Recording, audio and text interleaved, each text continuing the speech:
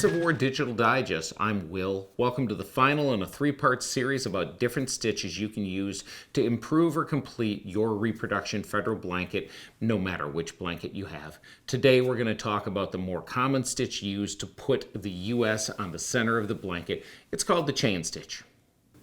Now, my Woodburn Mount blanket, I need to put the US on, and the reason I bring it up in this episode is here's how we do the other stitch. That's the chain stitch. We're going to do it first on a sample, and then we'll put it on the blanket. What are we going to put it on with? How do we shape the US?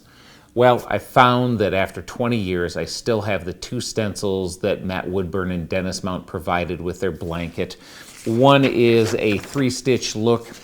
The other is an outline of the US.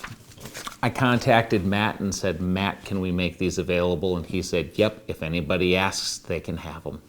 Here's what we're going to do. These two stencils are available as a PDF from Civil War Digital Digest.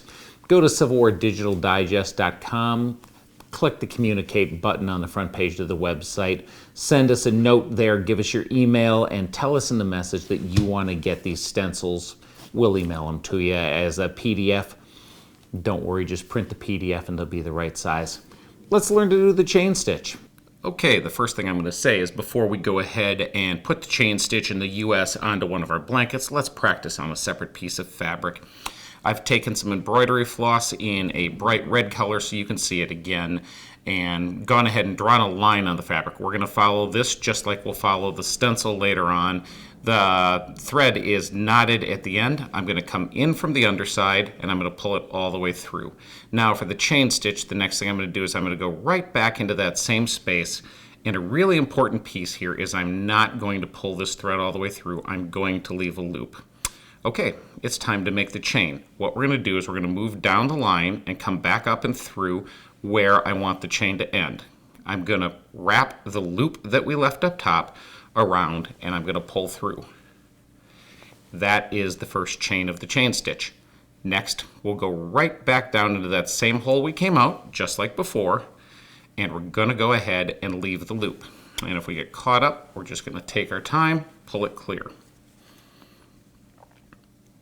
With this loop left out here, we'll go ahead, move down where we want the chain to be, and go ahead and push our needle through. Sometimes you can see one of the problems I've been having with the chain stitch is just take my time, take the twist out of the loop, wrap it around the needle, and go ahead and pull up and through and tight. We'll go back down in, leaving ourselves another piece of loop.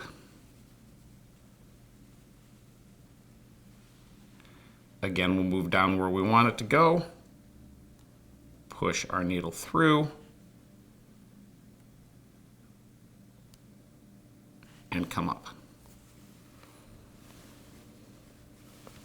It's really simple. The big deal, just leave that loop and work slowly and carefully to make sure any twist in the thread is taken out, whether it's this thread or your yarn when you get to your blanket. So we'll go back down into that same hole.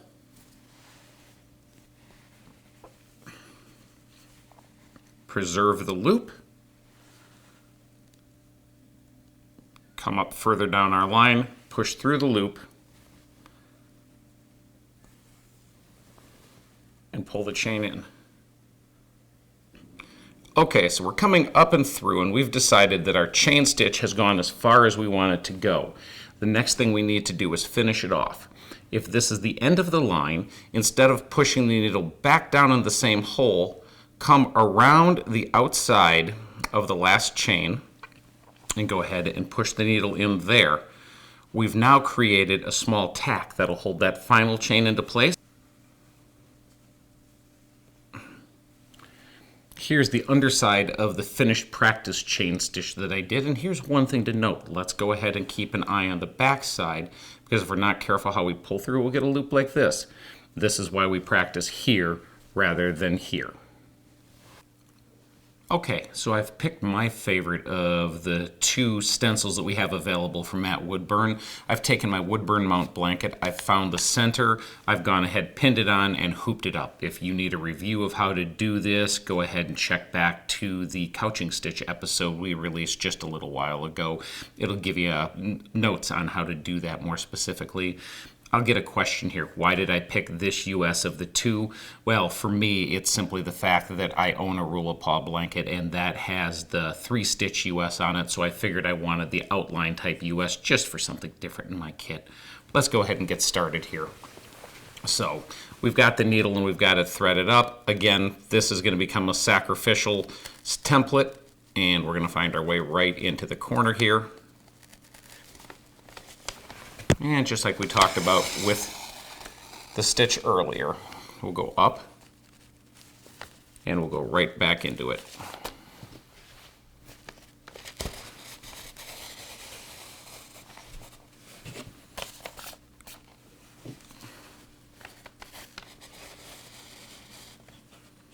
I'm going to go ahead and come right up here underneath.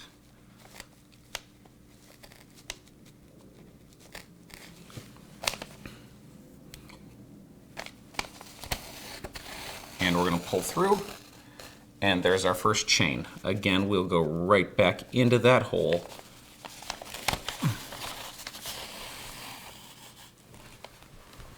Preserve our chain and go ahead and keep going. Now, one thing I'm going to get asked, and Matt might get asked, is what to do as far as these drawings.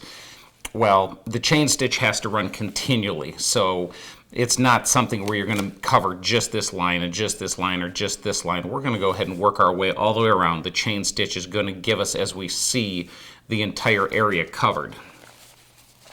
And those holes in between the lines will go away eventually, because our fabric's going to take care of them. So I'm using the dotted lines as a guide where to go, not trying to skip the spaces in between just because of how the chain works.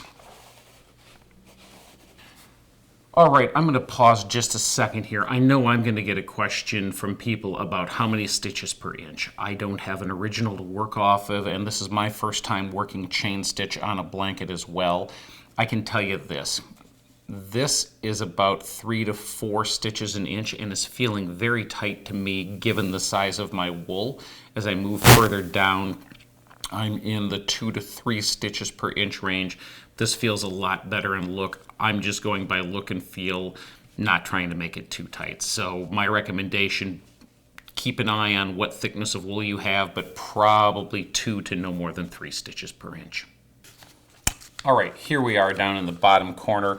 That stitches per inch, of course, is going to shrink a little bit. We may need to make some of these a little bit closer together to go ahead and make the curve that we have here at the bottom of the U. Let's talk about turning a sharp corner with the chain stitch. We're going to do it twice here again, so we're going to look at it. I've got my chain up and back down. We're going to come right up to our corner, and I'm going to punch right into it. And we're going to come through our loop, pull, and make our chain.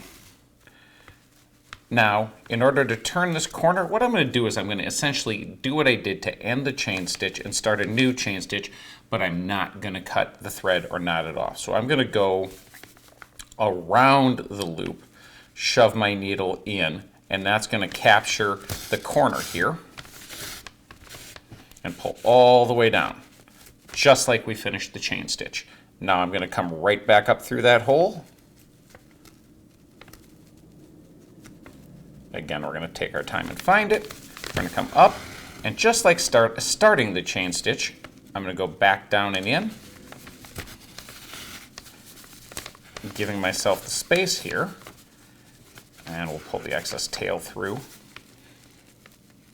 figuring what I want for distance on my chain. I'm going to come right up here, through, and back down and in just like a regular chain, but we've got another corner to make here in a second. So let's review. To make the corner, we'll come up into the corner just like doing a regular chain.